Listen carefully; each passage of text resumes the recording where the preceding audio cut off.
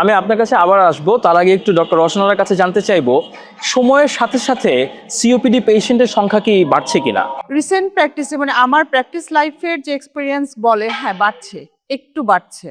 এখন এক্স্যাক্টলি আমাদের হাতে তো আসলে স্টাডি নাই ওরকম যে কত পার্সেন্ট বাড়লো বা নতুন ইনসিডেন্স কিরকম হলো, বাট কোভিড এর পরবর্তী সময়ে গিয়ে দেখা যাচ্ছে যে আমাদের মানে শ্বাস রোগ নিয়ে বা শ্বাস কষ্ট নিয়ে অনেক রোগী ডক্টর চেম্বার ভিজিট করতেছে। আরো একটা ব্যাপার থাকতে পারে যে কোভিড এর সময় কিন্তু প্রচুর সিটি স্ক্যান হয়েছে আমাদের দেশে, পার্সপেক্টিভ অন্য দেশে কি ছিল জানি না, বাট আমাদের রোগীরা কিন্তু নিজেরা অনেক সিটি স্ক্যান করে ফেলেছে। সো এটা আমাদের কিন্তু একটা diagnostic modality CT scan of the chest, যেখানে আমরা লাং এর চেঞ্জটা খুব ভালো বুঝতে পারি। সো এটাও একটা হেল্প করেছে সিওপিডি ডায়াগনোসিসের জন্য। দ্বিতীয়ত হচ্ছে যে কোভিড পরবর্তী সময়ে আমাদের লাং ইমিউনিটি কিন্তু নষ্ট হয়েছে, এটা আমার আমার এক্সপিরিয়েন্স বলে। আবারও বলতে চাই যে এটা ডাটাটা সেরকম ভাবে আমাদের হাতে নাই, বাট আমরা ক্লিনিক্যালি দেখতে পাচ্ছি যে যে রোগীগুলো আগে ডক্টর ভিজিট করতে হতো না তারাও এখন বারবার চেস্ট ইনফেকশন বা চেস্ট কমপ্লেন নিয়ে ডক্টরের কাছে আসছে। সো এই জন্য হয়তো বা নাম্বার বাড়তে পারে। আরেকটা ব্যাপার আছে যে কোভিডে কিন্তু লাং ক্ষতিগ্রস্ত হয়েছে, মডারেট টু সিভিয়ার কোভিড যাদের অক্সিজেন লেগেছে তাদের তো লাংয়ের কিছু চেঞ্জ হয়েছে। সো ওটাও মানে সিওপিডি কে অ্যাগ্রাভেট করেছে। অ্যাজ এ হোল আমার ইমপ্রেশন বলে যে সংখ্যা বেড়েছে, সংখ্যাটা বাড়ছে।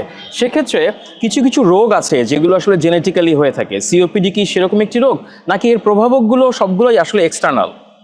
সিওপিডি বেসিক্যালি লাইফস্টাইল রিলেটেড বা এনভায়রনমেন্টের একটা প্রভাব থেকে সিওপিডি হয়। জেনেটিক রোল আছে, বাট ভেরি নেগলিজেবল অ্যামাউন্ট, খুব কম সংখ্যক রোগীরই আসলে জেনেটিক কারণে সিওপিডি হয়, হতে পারে। এবং এটা যাদের হয় তাদের একদম আর্লি এজে হয়ে যায়। আমরা যেমন বলি সিওপিডিটা আফটার 40 একটা রোগ, 40 পরে হবে, বাট যাদের জেনেটিক আছে মানে রোল আছে তাদের ক্ষেত্রে খুব আর্লি এজে হয়ে যায় এবং বেশ ভালো সাফার করে রোগীরা। তবে এটার সংখ্যা কিন্তু খুবই কম।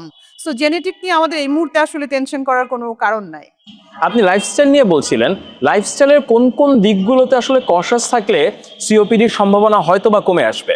আচ্ছা, ওয়ার্ল্ড ওয়াইডই কিন্তু সিওপিডির 1 নম্বর কারণ হচ্ছে ধূমপান, যেটা বাংলাদেশের ক্ষেত্রেও আমরা বলবো। তবে আরেকটা খুব ইম্পর্টেন্ট পয়েন্ট আমাদের জন্য কনসিডার করতে হবে, আমরা ঢাকা সিটিতে যেহেতু আছি, পলিউটেড সিটির দিক থেকে কিন্তু ঢাকা অলওয়েজ ফার্স্ট সেকেন্ড এই প্লেসগুলোতে থাকে। যেমন আজকের যদি এয়ার কোয়ালিটি ইন্ডেক্সও আপনি কনসিডার করেন, আজকেও কিন্তু ভেরি আনহেলদি।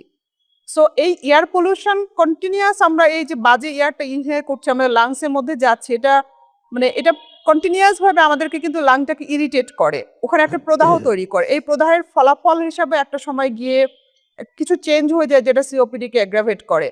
তবে ধূমপানের ব্যাপারটা আমরা যত হালকা নেই, যে আমরা অনেক সময় মনে করি যে আমি ধূমপান করি সো আমি ক্ষতিগ্রস্ত। এটাকে একটু আমি শেয়ার করতে চাই যে ধূমপানের ফলে পাশে যারা থাকে, মানে আমরা প্যাসিভ স্মোকিং বা সেকেন্ড হ্যান্ড স্মোকিং যেটাকে বলি, সেটাও কিন্তু ভীষণভাবে আমি আপনাকে ওই প্রশ্নটাই করতে যাচ্ছিলাম যে শিশুদেরও তো শ্বাসকষ্ট হয়, কিন্তু তারা তো ধূমপান করে না, তাহলে তাদের কি করে ধূমপান কারণ হতে পারে? হ্যাঁ, যেটা হচ্ছে ধূমপানের ইফেক্টটা এত বাজে যেটা একদম ইন্ট্রাইউটেরাল লাইফ, মায়ের পেটে থাকাকালীন সময়ে কিন্তু বেবি এক্সপোজ হয়ে যায়। আচ্ছা, সেই ধোঁয়া বা সেই মানে নিকোটিন বা যেই গ্যাসগুলো আমরা ইনহেল করছি, মায়ের ব্লাড দিয়ে একদম প্লাসেন্টা দিয়ে পেটে থাকা অবস্থায় এক্সপোজ করে। সো কোনো বাবা যদি ধূমপান করেন, বাবা বলছে এই কারণে যেহেতু একটা মেল ডোমিনেন্ট একটা বিহেভিয়ার, সেক্ষেত্রে রুমের মধ্যে ধূমপান করলে মা সাথে হচ্ছে পেটের বাচ্চাও সিওপিডির চেঞ্জ শুরু হয়ে যায় ইন্টেরিটরিয়াল লাইফ থেকে। So it's very much important. In addition আমরা পড়েছি এয়ার পলিউটেড মানে সিটিতে, সো আমাদের জন্য আসলে এটা ভীষণ ভীষণ রকমের ইম্পর্টেন্ট। এই দুটা কারণ তো অবভিয়াসলি বলা যায়। এর বাইরেও আরেকটা কারণ আছে যেটা গ্রাম দেশে হয়, কারণ বায়োমাস ফুয়েল বলে আমরা একটা জিনিসের কথা বলতে পারি, যেটা হচ্ছে যে লাকড়ির চুলা, বা আপনারা জানেন যে গ্রাম দেশে গোবর শুকিয়েও কিন্তু জ্বালানি তৈরি করে, বা আদার যে আমাদের খড়কুটো দিয়েও করে, খড়কুটো পাতা সব দিয়েই তো। পাতা টাতা সবকিছু মিলে মানে যা হয় সবই চুলাতে দিয়ে দেয়। আবার আমরা তো অত হেলথ কনসিয়াস না, সো রান্নাঘরটা যে ওয়েল ভেন্টিলেটেড হতে হবে, ধোঁয়াটা বের হয়ে যেতে হবে, এগুলো অ্যাডভান্টেজও আসলে থাকে না।